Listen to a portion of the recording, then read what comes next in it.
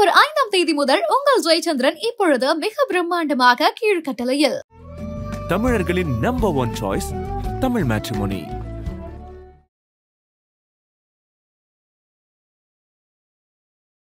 கரூர் சம்பவத்துக்கு பிறகு விஜய்க்கு இனிமே எந்த ஆப்ஷனும் கிடையாது, கூட்டணிக்கு செல்லக்கூடியதான் ஒரே ஆப்ஷன். ஒன்னு தேசிய ஜனநாயக கூட்டணி, அதிமுக கூட்டணிக்கு அவர் போகணும். அப்படி இல்லைன்னா காங்கிரஸ் உள்ளிட்ட ஏதாவது ஒரு அனுபவம் வாய்ந்த கட்சியோடைய கூட்டணிக்கு அவர் செல்லணும். உங்களுடைய பார்வை இந்த ரெண்டு ஆப்ஷன்ஸையும் எவாலுவேட் பண்ணி பார்க்கும்போது உங்களுக்கு எது விஜய்க்கு பெட்டர் அப்படின்னு நீங்க சொல்லுவீங்க?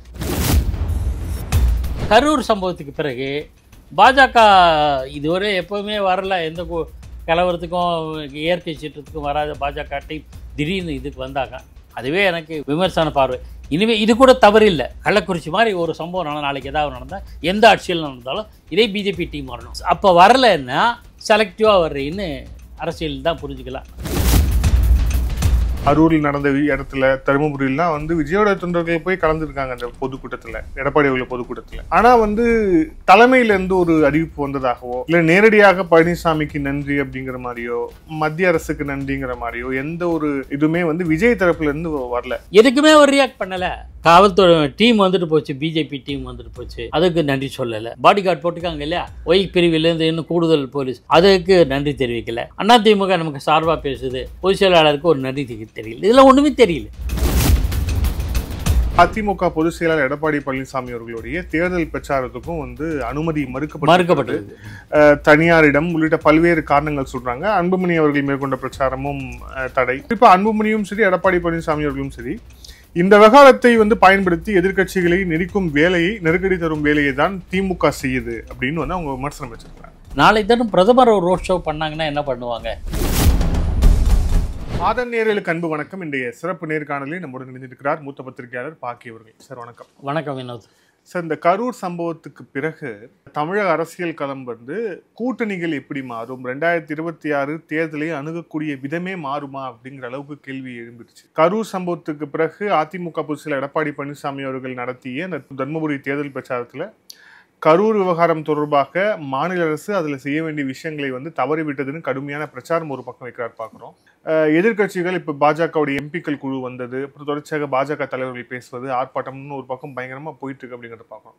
இப்போ சமீபமாக கூடிய தகவல்கள் என்ன இருக்கு அப்படின்னா, விஜய்க்கு இனிமேல் எந்த ஆப்ஷனும் கிடையாது, கூட்டணிக்கு செல்லக்கூடியதான் ஒரே ஆப்ஷன்.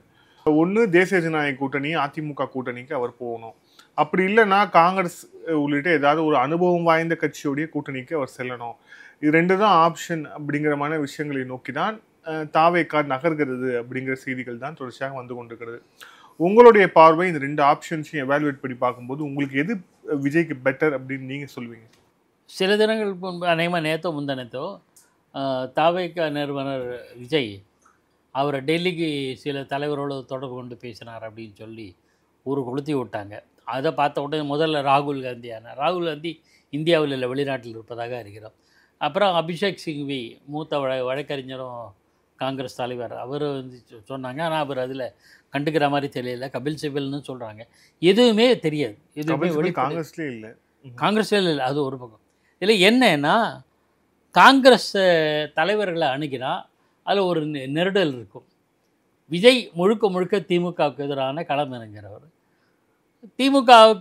திமுக கூட்டணியில் தான் காங்கிரஸ் இருக்கிறது, அப்படி இன்று வரையில் இருக்கிறது. அதனால் அப்படியான அந்த அப்ரோச் இருக்குமா அப்படின்னு தெரியல. ஒன்று, நானே கடந்த முறை சொல்லியிருக்கேன், விஜய் எல்லா கட்சியுமே விமர்சனம் பண்ணியிருக்கார், திமுகவை அதிகமாக விமர்சனம் பண்ணியிருக்கார். அடுத்தது பாஜகவை கொள்கை எதிரின்னு சொல்லியிருக்காரு. ஒரே ஒரு முறை அதிமுகவையும் விமர்சனம் பண்ணி, இப்போ யார் அவங்க எங்கே இருக்குன்னு அங்கே தெரியல, யார் கையில் இருக்காங்கன்னு தெரியலன்னு விமர்சனம் பண்ணார். அதோடு முடிஞ்சு போச்சு. அதுக்கு மேலே அவர் கமெண்ட் பண்ணலை. ஆனால் ஒரே ஒரு கட்சியை பற்றி எப்போதுமே விமர்சனம் செய்ததில்லை, அது காங்கிரஸ் பற்றி அவர் என்றைக்குமே பேசியதில்லை.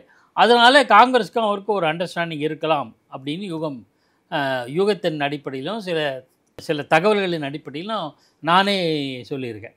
அது உண்மையும் கூட அன்றைய சூழலில். ஆனால் அப்போது நிலைமை அப்படி இருந்தது. இப்போது நிலைமை இல்லை, மாறிப்போச்சு. கரூர் சம்பவத்துக்கு பிறகு சீனே மாறிடுச்சு. இப்போ தமிழ் சினிமாவில் ஒருத்தர் வில்லன் நினச்சிட்ருப்போம், திடீர்னு இன்னொருத்தர் வருவார், அவர் இன்னசென்ட்டாக இருக்கிற ஆள் வில்லனாக தெரிவார். வில்லன் என்று நாம் கருதி கொண்டிருக்கிற ஆள் சாதாரண ஆளை போவார். இதெல்லாம் பார்த்துருப்போம். அந்த மாதிரி கரூர் சம்பவத்துக்கு பிறகு பாஜக இதுவரை எப்போவுமே வரல, எந்த கலவரத்துக்கும் இயற்கை சீற்றத்துக்கும் வராத பாஜக டீம் திடீர்னு இதுக்கு வந்தாங்க. அதுவே எனக்கு விமர்சன பார்வை. இனிமேல் இது கூட தவறு இல்லை, இது கூட தவறு. இனிமேல் எதிர்காலத்தில் எந்த சம்பவம் இருந்தாலும் அவங்க வரணும். கள்ளக்குறிச்சி மாதிரி ஒரு சம்பவம் நாளைக்கு ஏதாவது நடந்தால், எந்த ஆட்சியில் நடந்தாலும் இதே பிஜேபி டீம் வரணும். இதே மாதிரி ஏதாவது விபத்து, பேரிடர், எந்த பிரச்சனை வந்தால் இது வந்தது நியாயம்னு சொல்லும். அப்போ வரலைன்னா செலக்டிவாக வர்றீன்னு அரசியல் தான் புரிஞ்சுக்கலாம். அரசியல்னால் வெட்ட வெளிச்சம்னு தெரிஞ்சு போயிடும். அது ஒரு பக்கம் இருக்கட்டும். ஸோ இப்போ அது வந்திருக்கு. நேற்றைக்கும் முந்தானதுக்கும் எச்ராஜா பேசியிருக்கேன் 2 நாளுக்கு முன்னாடி. விஜய் லேட்டாக வந்து என்ன தப்பு, 4 மணி நேரம் லேட்டாக வந்து பெரிய இஷ்யூவா அப்படின்னு திருவாய் மலர்ந்தருளி இருக்கிறார் பாஜகவின் மூத்த தலைவர் எச்ராஜா. பாரத பிரதமரே காலம் தாமதமாக வந்ததுக்காக மேடையிலே விழுந்து வணங்கி இருக்கிறார் பார்வையாளர்களை நோக்கி. பாரத பிரதமர், சக்தி வாய்ந்த தலைவர், அவரே வருத்தம் தெரிவிக்கிறார், மன்னிப்பு கேட்கிறார். நீங்கள் விஜய் வந்து 4 மணி நேரம் வந்து என்ன தப்பு அப்படின்றீங்களே, என்ன அரசியல் புரியுது? தவறு தான். ஆக தாமதமாக வந்தது தான் இந்த விபத்துக்கு காரணம்னு எல்லாருமே சொல்கிறோம். நம்ம நடந்து போச்சு, இனிமையாக நல்லா நடக்கும் அப்படிங்கிற பார்வையோடு அன்றைக்கினா சரி பரவாயில்ல. அது இல்லாமல் அதை இப்போ நடந்த சம்பவத்தை ஜஸ்டிஃபை பண்ண முடியும். இப்போ விஜய் மேலும் தவறு உண்டு, காவல்துறை மீதும் தவறும் உண்டு, அரசாங்கம் தமிழக அரசு மீதும் தவறு உண்டு. உண்மையிலே பார்த்தீங்கன்னா சிதம்பரம் சொல்கிற மாதிரி 4 பக்கம் பிழைகள் இருக்குதுன்னு சொன்னார் இல்லையா, அந்த அணுகுமுறை சரி. எடப்பாடி பழனிசாமி வந்து இந்த மாதிரி புதிய கட்சிகள் மூத்த கட்சியான அதிமுக போன்ற கட்சிகள் கிட்டேருந்து கற்றுக்கணும்னு சொன்னால் ஒரு அறிவுரையும் சிறந்த வழி, அது நட்பு ரீதியானது. அப்போ அப்படி சொல்லி அதிமுக பொதுச் செயலாளர் உடனே ரியாக்ட் பண்ணியிருக்கார்.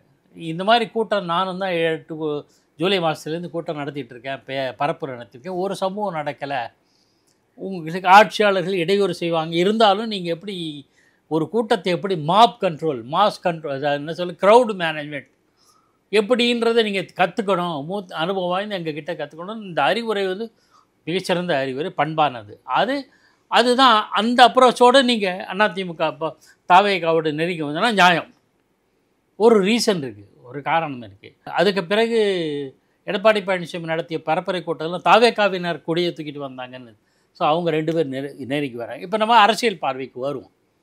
பாஜகவும் இந்த சந்தர்ப்பத்தை பயன்படுத்தி கொண்டு தாவேகாவுக்கு நாளை வந்து குவிய போகும் என்று நினைத்து கொண்டிருக்கும் ஓட்டுகள் அதை கவர்வதற்காக தாவேகாவோடு நட்பு பாராட்டுகிறது. தாவேகாவும் பிஜேபியை பற்றி ஒன்றும் சொல்லலை. அவங்க கூட என்ன வேணா பண்ணுங்கன்னு விஜய் பேசினார், அதை பற்றி கருத்தெல்லாம் நான் அப்புறம் சொல்ல வரேன். ஸோ பாஜகவும் நெருங்கி விட்டது, அதிமுகவும் நெருங்கி விட்டது. தாவேகா இந்த 3 கட்சி நெருங்கி வருவதற்கான சாத்தியக்கூறுகள் இன்றைய சூழலில் இருக்குது. இப்போ இன்னொரு பார்வை, அதிமுகவை சேர்ந்த முன்னாள் அமைச்சர், மூத்த தலைவர் எம்பி சிவி சண்முகம் இவரை பார்த்துருக்கார், ராமதாஸை, பாமக நிறுவனர் ராமதாஸ். எந்த ராமதாஸ்? பாமகவில் உட்கட்சி பூசல் விரிவடைந்து கொண்டிருக்கிற தருணத்தில் அவர் போய் சந்திச்சிருக்கார். அந்த சமயத்தில் ஜி.கே. மணியுடைய மகன் தமிழ்குமரன் அன்புமணி முன்பு எதிர்த்த முகுந்தனுக்கு பதிலாக அவரை இளைஞரணி தலைவரை நியமிச்சிருக்காங்க. ஸோ அங்கேயும் ஏதோ ஒரு மாற்றம் வருகிறதோ. சிவி சண்முகம் அங்கே போயிருக்காரு, அவர் ஒருவேளை பேச்சப் பண்ணுறதுக்கு முக்கிய காரணமாக இருப்பாரோ அப்படின்னு நாம் நினைப்பதற்கு நிறைய கூறுகள் உண்டு, எலிமெண்ட்ஸ் உண்டு. So that is also possible. அப்போ யுனைடெட் பாமக, அதிமுக, பாஜக, தாவேகா இவெல்லாம் ஒன்றா சேருவாங்க. அவங்களுக்கெல்லாம் ஒரே ஒரு மையப்புள்ளி, திமுக அரசுக்கு எதிரான நிலைப்பாடு. அதில் கூட ராமதாஸ் நடுநடுவில் திமுக சார்பாக இப்போ கருத்து சொன்னார். ஒருவேளை அது யூனிஃபை ஆகிடுச்சுன்னா, இணைந்து விட்டால், அவர்கள் குடும்பம் இணைந்து விட்டால் அன்புமணி கை ஓங்கும். ராமதாஸும் அன்புமணியும் இணைந்து விட்டால், அங்கே பூசல் முற்றுப்புள்ளி வைக்கப்பட்டால் அன்புமணியோட கை தான் ஓங்கும். அப்போ அன்புமணி என்ன ஸ்டாண்ட் எடுக்கிறாரோ அதுதான் பாமக ஸ்டாண்டு. அன்புமணி திமுகவுக்கு எதிரான நிலைப்பாட்டை இவர். ராமதாஸ் கூட சில சமயங்களில் திமுக அரசு பாராட்டியிருக்கார், இவர் இல்லை. ஸோ பாமகவோட ஸ்டாண்டு, அதாவது பாமக, தாவேகா, அதிமுக, பாஜக அப்படிங்கிற ஒரு நியூ போலரைசேஷன் உருவாவதற்கான சாத்தியக்கூறுகள் நிறைய இருக்குது. இதில் இன்னொரு மிக முக்கியமான விஷயமா விஜய் உடைய அணுகுமுறை, ஏன்னா இப்போ அவங்க எல்லாமே நெருங்கி வராங்கங்கிறது தெரியுது. ஆனால் விஜய்யுடைய தரப்புல இருந்து அந்த மாதிரியான விஷயங்கள் இருக்கா? ஏன்னா தொண்டர்கள் போய் வந்து இப்போ அரூரில் நடந்த இடத்துல, தருமபுரியிலாம் வந்து விஜயோட தொண்டர்கள் போய் கலந்துருக்காங்க அந்த பொதுக்கூட்டத்தில், எடப்பாடி உள்ள பொதுக்கூட்டத்தில். ஆனால் வந்து தலைமையிலேருந்து ஒரு அறிவிப்பு வந்ததாகவோ, இல்லை நேரடியாக பழனிசாமிக்கு நன்றி அப்படிங்கிற மாதிரியோ, மத்திய அரசுக்கு நன்றிங்கிற மாதிரியோ எந்த ஒரு இதுவுமே வந்து விஜய் தரப்புல இருந்து வரல. ஸோ அப்போ விஜய் தரப்பு இன்னும் முடிவு எடுக்கலை அப்படிங்கிற ஒரு விஷயத்தையும் வந்து சொல்கிறாங்களே. எல்லா விஷயத்திலுமே விஜய் இன்னும் சரியான முடிவு எடுத்தாரான்னு தெரியல. கரூர் சம்பவம் உள்பட அவர் இன்னும் அன்னைக்கு பேசின காணொலியில் ஒரு முழுமை கிடையாது, ஒரு அரசியல் முதிர்ச்சியும் கிடையாது. அப்படி தான் நான் பார்க்குறேன். அதாவது முதல்ல வருத்தம் தெரிவித்து மனவேதனையோடு இருக்கேன், அந்த வேதனை காரணமாக நான் இப்போ பேச முடியல, கருத்து சொல்ல முடியல, ஸ்பாட்டுக்கு வர முடியல. அல்லது நான் ஒரு தகவல் கேள்விப்பட்டேன், அது சரியாக தப்பாக தெரியாது. கரூர் சம்பவத்தை அடுத்து விஜயை பாதுகாப்பாக நீங்கள் போங்க, சென்னைக்கு திரும்பி போங்கன்னு ஏற்பாடு பண்ணதே, வழி அனுப்பிச்சதே போலீஸார் தான் கேள்விப்பட்டேன். தமிழக காவல்துறையினர் நீங்கள் இங்கே இருக்க வேணாம், ஏதாவது உங்களுக்கு எதிராக வரும், நீங்கள் தயவுசெய்து சேஃபாக சென்னைக்கு திரும்புங்க அப்படிங்கிற ஏற்பாட்டையே காவல்துறை செய்ததாக ஒரு தகவல். அது உண்மையாக பொய்யா தெரியாது. ஆனால் அதையாவது அரசியல், நீங்கள் அரசியலுக்கு வந்த விஜய்க்கு இதெல்லாம் தெரியலை. அவர் முதலேருந்து ஏதாவது ஒரு டியூஷன் கற்றுக்கணும்னு நினைக்கிறேன். முதல்ல அதை சொல்ல வேண்டாமா? அன்றைக்கு 3 நிமிட காணொலியில் காவல்துறையின் அறிவுறுத்தலின் பேரில் தான் நான் சென்னை திரும்பினேன், இல்லை என்றால் நான் அந்த ஸ்பாட்லேயே இருப்பேன், ஒரு வார்த்தை சொல்ல தெரியலையா? சரியா இல்லை, அவங்களுக்கு அட்வைசர் இல்லை. அந்த கட்சிக்கு ஜிங்ஸா போடுற, ஜால்ரா போடுற, துதிபாடுகிற கும்பல் தான் இருக்கே தவிர விஜய்க்கு அரசியல் கட்சி நடத்துவதற்கானது யோக்கியதையோ இருப்பதாக நான் சொல்ல மாட்டேன். மாசு இருக்குது, மாசுங்கிறது வெறி பிடிச்ச மாசு, அதுதான். நான் அதில் எனக்கு செகண்ட் ஒப்பீனியன் கிடையாது. அது நாளைக்கு ஓட்டாக வருதான்னு பார்த்துட்டு தான் நமக்கு கருத்தை சொல்லணும். அவர் அதனால் சொல்ல அந்த மாதிரி பேசுவதற்கு கூட அவருக்கு தெரியலை. அந்த காணொலியின் மூலம் அவருக்கு பிகேம் அன்பாப்புலர், அது ஃபேக்ட்டு, நான் மறுக்கலை. எதை சொல்லணுமோ அதை சொல்லாமல் விட்டார். ஆனால் நான் சொல்ல அதில் அப்போதையிலேருந்து அவருக்கு எதையுமே ஒரு புரிந்து கொண்டு ரியாக்ட் பண்ணியிருக்காருன்னா, எதிர்வினை ஆற்றிருக்காருன்னு தெரியல. இப்போ அதிமுக நமக்கு நெருங்கி வருது, பாஜக நமக்கு கை கொடுக்குது. இன்னும் சொல்ல போனால் அவருக்கு பாதுகாப்பு, ஒய் பாதுகாப்புலேருந்து இப்போ கூடுதல் பாதுகாப்பு மத்திய அரசு கொடுத்துருக்கு. அதுக்கு ஒரு நன்றி கூட சொல்ல தெரியல அவருக்கு.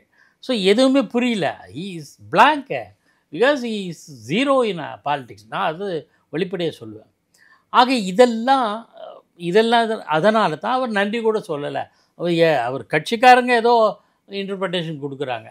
அதை தவிர நீங்கள் வந்து அவர் இப்போ என்ன எதிர்பார்க்குறாரு தெரியல. கற்றுக்கிட்டா நல்லதுன்னு தான் நான் சொல்லுவேன். இதுவரையும் கற்றுக்கிட்டாரானா இல்லை, அந்த காணொலி உள்பட. ஆகையினால் கம்ப்ளிங் நீங்கள் கேட்ட கேள்விக்கு என்னென்னா, எதுக்குமே அவர் ரியாக்ட் பண்ணலை. காவல்துறை டீம் வந்துட்டு போச்சு, பிஜேபி டீம் வந்துட்டு போச்சு, அதுக்கு நன்றி சொல்லலை. பாடி கார்டு போட்டுக்காங்க இல்லையா, ஒய் பிரிவிலேருந்து இன்னும் கூடுதல் போலீஸ், அதுக்கு நன்றி தெரிவிக்கலை. அதிமுக நமக்கு சார்பாக பேசுது, பொதுச் செயலாளருக்கு ஒரு நன்றி தெரியல. இதெல்லாம் ஒன்றுமே தெரியல.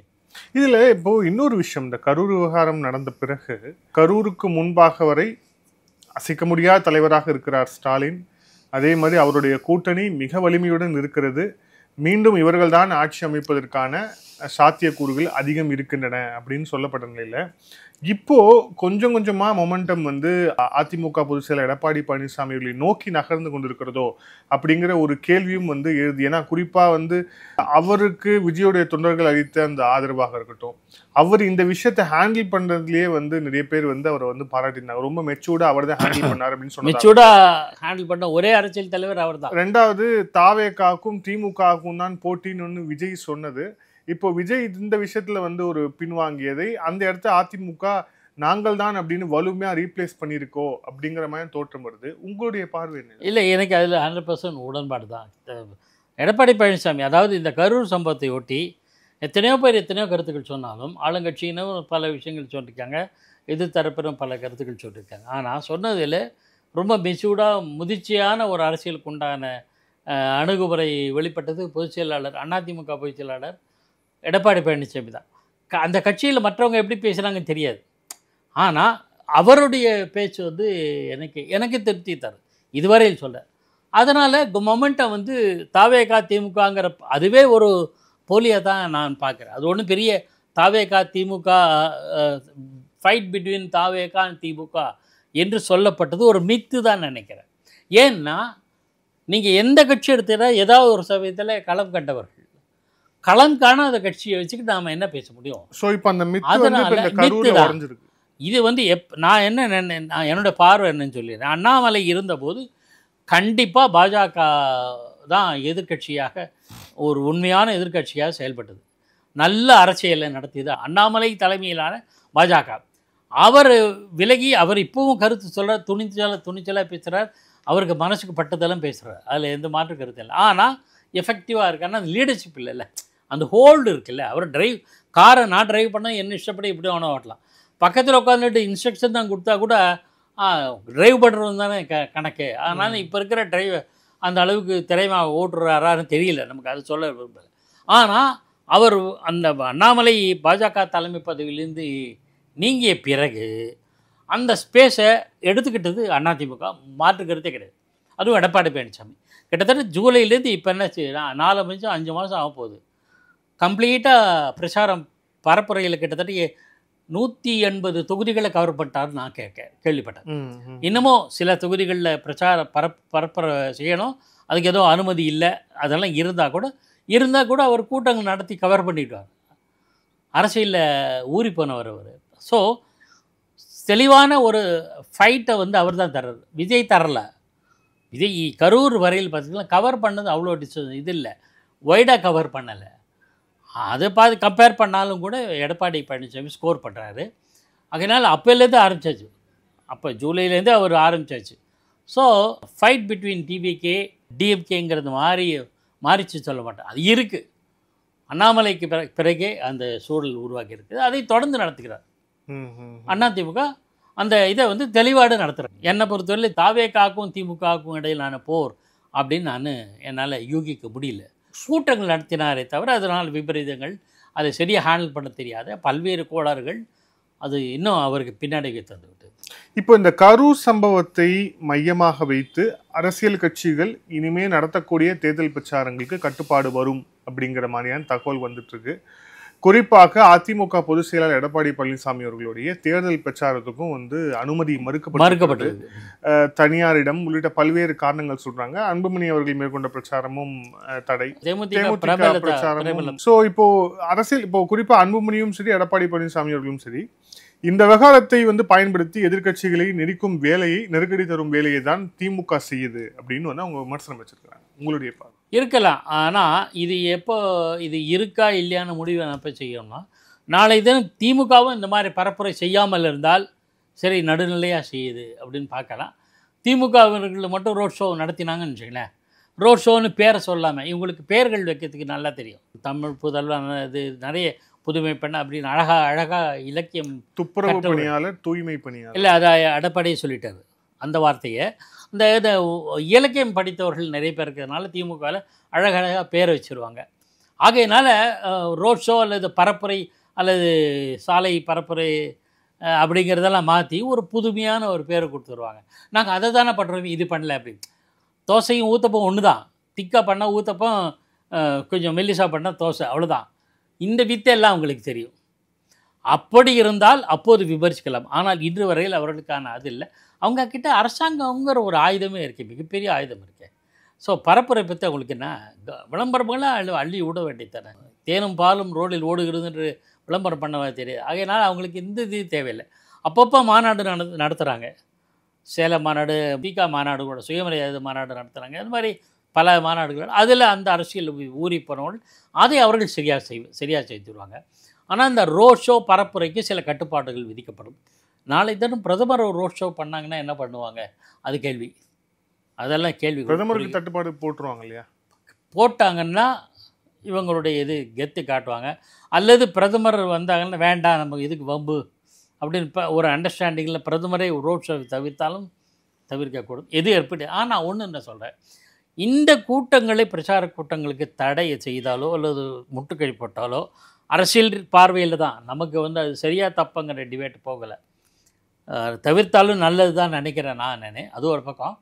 இதனாலலாம் அதிமுக முடங்கி போயிடாது.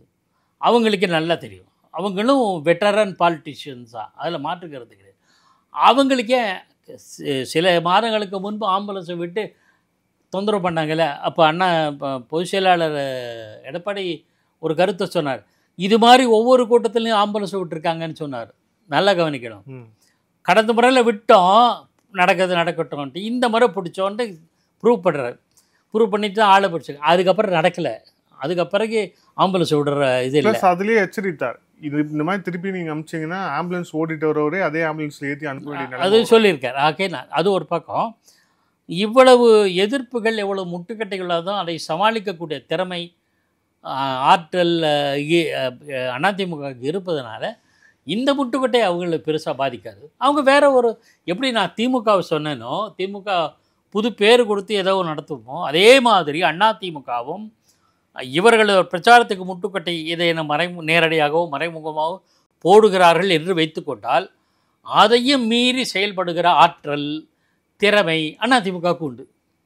ஏன்னா அவங்களும் ஊறி போனாங்க அரசியலில். இதில் விஜய் அவர்கள் இந்த அலைன்ஸுக்குள்ளே வராரு அப்படிங்கிற போது, ஏற்கனவே ஒரு பிரச்சார கூட்டத்தில் பழனிசாமி அவர்கள் சொல்லும் போது அதிமுகவுக்கு ஒரு பிரம்மாண்ட கட்சி வர இருக்கிறது, பார்த்துக்கிட்டே இருங்க அப்படின்ட்டு வந்து முன்னாடி ஒரு தேர்தல் பிரச்சாரத்தில் வந்து சொன்னார்.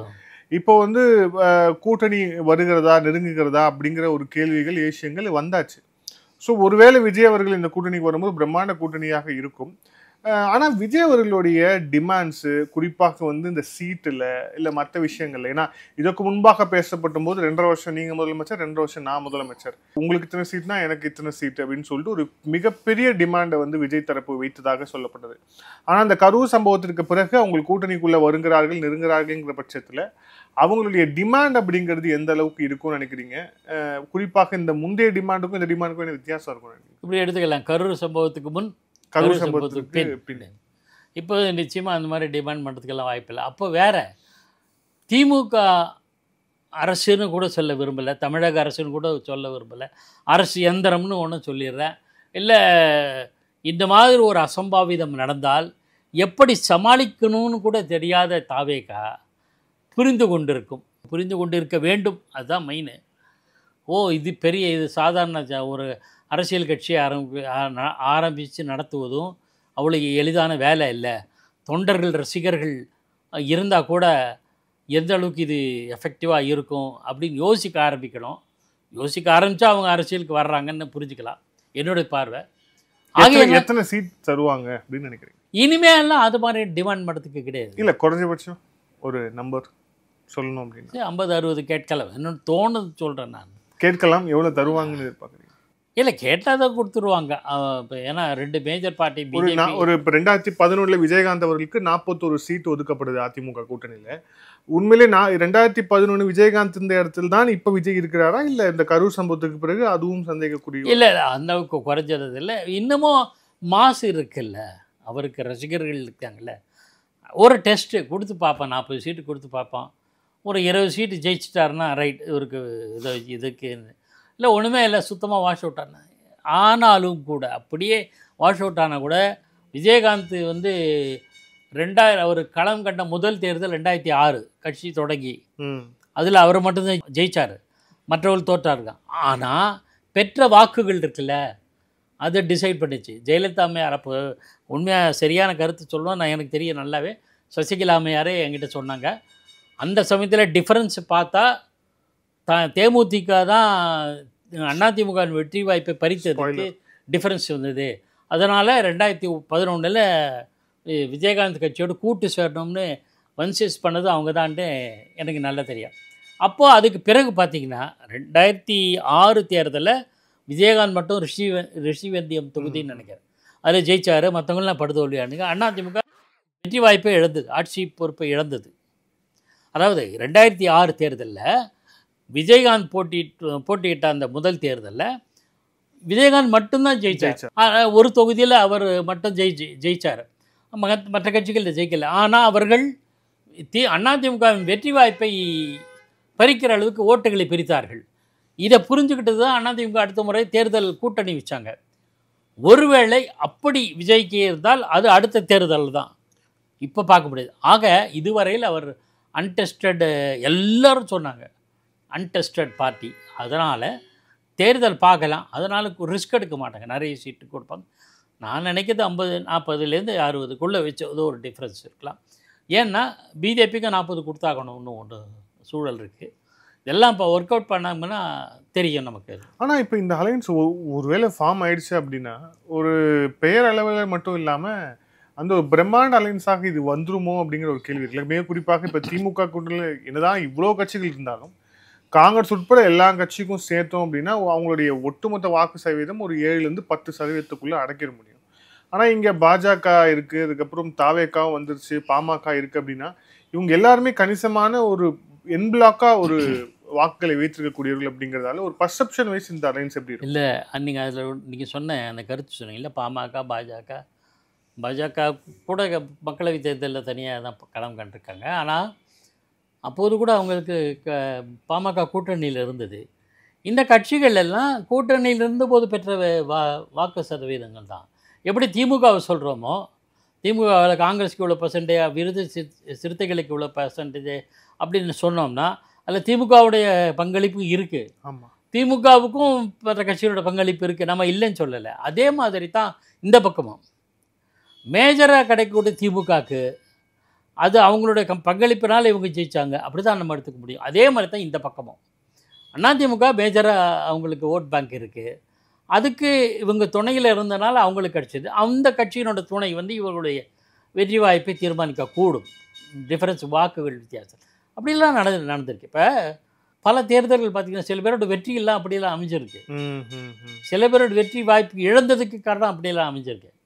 உதாரணங்களுக்கு நிறைய இருக்குது, நம்ம கடந்த கால வரலாற்றை புரட்டி பார்த்தோம்னு தெரியும். அதே மாதிரி பாமக தேமுதிக வரல, இன்னும் வருவாங்களே இல்லையான்னு தெரியல. அப்புறம் அதிமுக தாவேக பாஜக எல்லாம் கூட்டணி சேர்ந்தால் எல்லாருடைய வாக்குகளும் எல்லாருக்கும் போகும், அந்த பலன் கிடைக்கும். ஆனால் மேஜர் தனக்கு அதிகமான வாக்குகள் சதவீதம் இயற்கையாக பெற்றிருப்பது அதிமுக தான், அதில் மாற்றுக்கிறதுக்கு. நன்றி சார், பல்வேறு கேள்வி. Thank you sir, thank you so much. Aadhan தொலைக்காட்சிக்கு நெஞ்சார்ந்த நன்றி. தேங்க்யூ.